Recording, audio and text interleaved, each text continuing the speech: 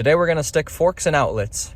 Just kidding, don't do that. We are gonna change a light switch, and you also get to see me struggle changing an outlet as well, so stay tuned. Also, in a future video, you'll get to meet this little creature. Ooh, so if you wanna know about that little creature, you better like and subscribe to understand and see more of this little, adorable little feline friend.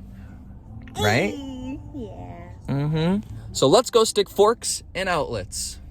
So before changing the light switch, I went to work like a good capitalist, and the highlight of my day was seeing 2 little squirrels at lunch. Hello, we're doing a content thing. I'm with my buddy John. We're doing a content thing. Hey, and what are we doing today, John? We are going to be replacing outlets and switches in an old home. All right, John has entrusted me to throw the main. I can do that much. Beautiful. Woo! Now the electrical main is shut off. I prefer to do this before almost any project that involves anything.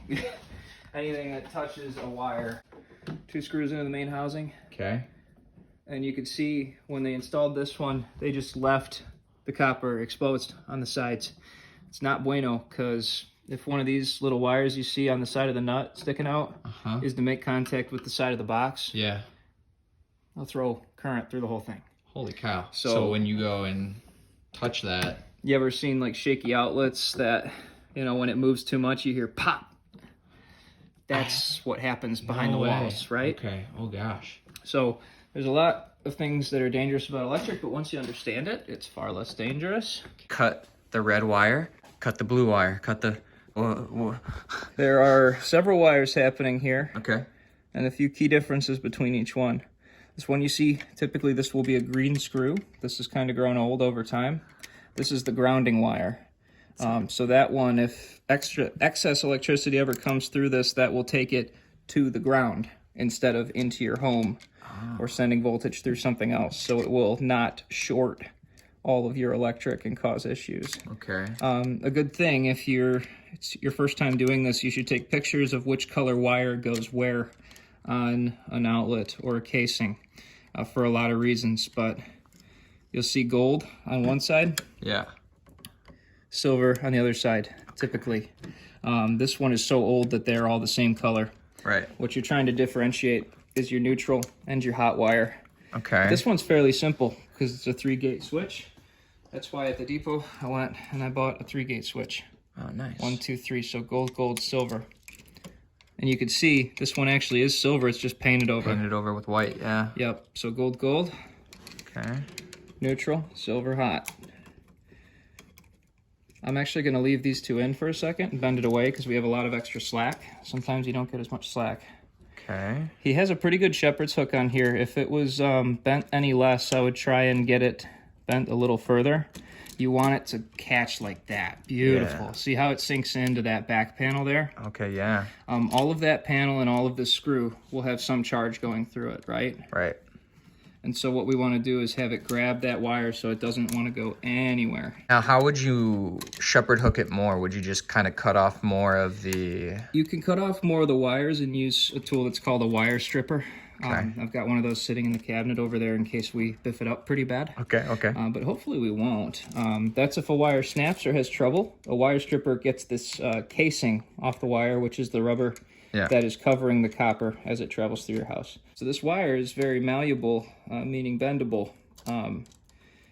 If it is bent too much or too many times, it snaps.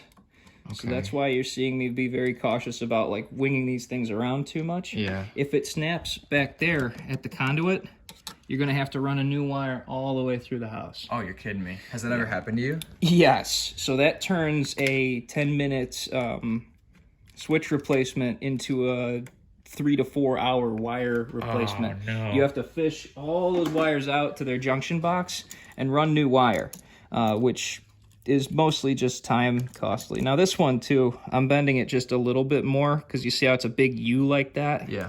If that ever gets loose, it could just fall off. So Mm. I'm going to take my pliers and just give it just a little bit extra of a bend, not all that much. Yeah. I still want it to be able to grab, but Okay. that U's just going to... Hug it more. Give it some love. Might have even over-tightened, but that's tight. There we go. Ah, Okay. nice. So now that's actually going to beautiful. grip it. Better to over tighten these than under by a little bit. Just and then you can even pull at it a little bit, make sure it's not shifting. Okay. Right? You pretty much just don't want these things to jump out. Yeah. Last but not least, there is one difference on the switch from the other one, and that's the ground wires at the bottom here. Oh. We just don't want it to be touching any of the other copper up here when I wrap it. So Gotcha. ground wire is always a very thin gauge wire. It's typically copper. But I think this one is probably the one that came attached to the conduit when they installed it. Huh. This house was built in '55. That means at some point they replaced the whole electric system with conduit, which came after '55. Now, John, your last house was My last house was 1925. 25. Okay. So this is a couple decade jump for me. Yeah. So I'm going to rest it there for a second. Now comes the most important part that they missed last time. This is a buffer. Like I said, it's made of rubber. Okay. Rubber is not electrically conductive. Oh, yeah. So we are going to stick that over these housings. So that way they don't. Wrap it once or twice. Nothing too insane. I just went straight over that screw. Typically, I'd take the screws out, but it works all the same. Yeah, okay. I sneak it under the screws. You wrap that nice and tight. Right. Press it down. Look at that. Fits like a girdle. Right, and so now it's housed. And then you want to give it a quick look. There's no like copper here, copper here. If these wires are damaged or cut, you'd see exposed copper. You want it to be completely tight and flush with the wall. Uh-huh. That is actually a regulation code in Illinois to have your outlets and switches be flush and flat with the wall. Oh, no kidding. For a variety of reasons. Put your back into it, John. We're sweating, boys. Sweat it. We're sweating, boys. Sweat it out. Okay. You can see All set. the perspiration. Yeah. Last but not least, you're pretty up. Ooh. Got that. Got a new screw. Importantly, I had it in the off position when I removed it, but not importantly. It doesn't really change much. Does it? Good practice to leave it in off position when you install it. There is an on and off on the switch. It's very difficult for you to get it upside down, but Okay. can happen. Okay. Good. Okay. Good to know. Good I'm to just know. putting in one screw for now to settle it because we're going to turn on the main and test it in a second. Make sure it works. Cool. Okay. Let there be light. Hallelujah. And on and off.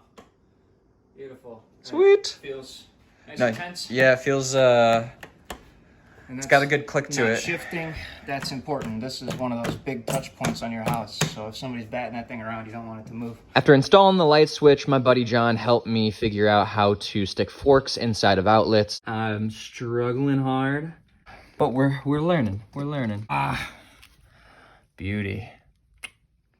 Yuck. Here's me trying to switch out an old outlet with a new outlet and struggling pretty hard. Oh my gosh.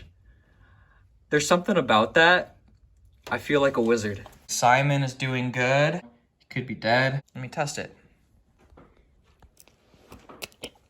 That's urine. All right, we have changed this precious little boy's diaper. Oh, what do you see this as looking like? Mugre. Yeah, it looks like boogers. Maybe we should wipe it off. All this time I thought it was a sprout. I thought it was a sprout too. We are gonna clean this little baby's face off, and we're gonna keep it in there for a little while longer. It says it takes about a week or 3 to sprout and see anything, but we're not seeing much activity. We just thought we saw a sprout there, but turns out our little boy had to sneeze. It's a little booger. But we don't know if it's supposed to look like this, so please let us know if you're an expert. But we're gonna just put it back in there where it's supposed to be for a while now and just see if anything happens. But we're gonna actually put it with the bulkier side down because that's where the rooting system is. We just learned on YouTube, so we're experts. Initially, it's gonna start to split on the butt and you're gonna see like a taproot come out. The apple seeds seem to be doing fine, but as you can see, there's a lot of moisture being trapped in there and there's some mold growing. Not sure if that's normal or not, so if you could let us know, that'd be great, but we are gonna let it fly. But with these little suckers, we're gonna hedge our bets and we're gonna put them in the fridge in a wet paper towel in a bag or something.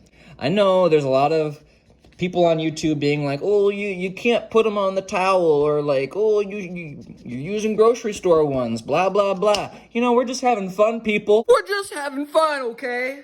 Is it so bad, just to have fun.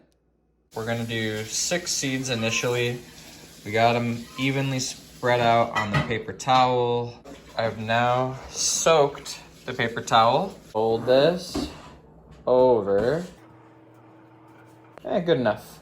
I'm gonna place them in the plastic bag. I'll take the air out. I think we're gonna leave it in the fridge for about 30 days. All right, so they're in the plastic bag. Now they're going in the fridge. And we'll give you the update on how these little suckers are doing in a future video. What are you doing over here? Hi. Doing some dishes? Why are you being all cute? Like and subscribe. We appreciate you. Deuces. Wow, wasn't that just educational? I hope you learned a lot today. If you didn't, go back and watch the video again. I know that we were talking kind of quick, so it might behoove you to recap and just get the fine little key points. But yeah, thank you for joining us and changing the outlet and the light switch.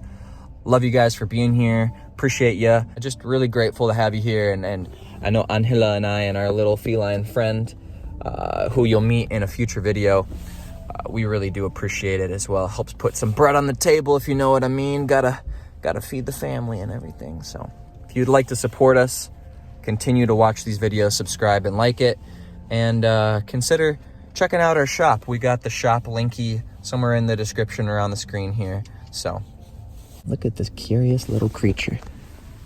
What are they doing out here in the wild? Hi. These buggers. Y estos mocos. She even ate them. She Y estos mocos.